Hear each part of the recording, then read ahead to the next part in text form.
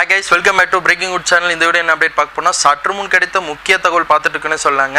பொங்கல் பரிசா முதல்வர் ஸ்டாலின் அவர்கள் வந்து அறிவிக்கை வெளியே கொடுத்திருக்கான்னு சொன்னாங்க. மக்களுக்கெல்லாம் பொங்கல் பரிசா எவ்வளவு கொடுக்க போறாங்கன்னு சொல்லி ஒரு அண்மை செய்தியா தகவலா கொடுத்திருக்காங்க.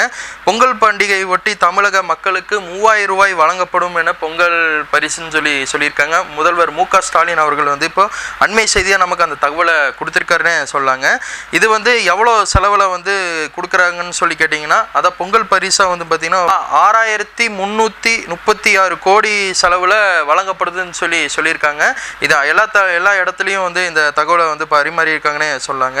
அதாவது அந்த அரிசி கார்டு வச்சிருப்பாங்க பாருங்க, ரேஷன் கார்டு, அந்த கார்டுக்காரங்களுக்கெல்லாம் 5000 ரூபா கொடுக்குறேன்னு முன்னாடி சொல்லியிருந்தாங்க. இப்போ அண்மை செய்தியாக நம்ம முதல்வர் மு க ஸ்டாலின் அவர்கள் எவ்வளோ கொடுக்குறேன்னு சொல்லியிருக்காங்கன்னா 3000 ரூபா வழங்கப்படும் சொல்லியிருக்காங்க. அரிசி, வேட்டி, இந்த கரும்பு, இந்த மாதிரி இதெல்லாம் வழங்கப்படும் சொல்லியிருக்காங்க. இது அண்மை செய்தியாக நீங்கள் பார்த்துட்டு இருக்கீங்க. முடிஞ்சளவு வீடியோ எல்லாத்துக்குமே ஷேர் பண்ணி விடுங்க. இந்த தகவலை நீங்கள் எப்படி பார்க்குறீங்க, ஹாப்பியாக பார்க்குறீங்கன்னா கமெண்ட்டில் சொல்லுங்கள். தேங்க்ஸ் ஃபார் வாட்சிங் திஸ். Bye viewers.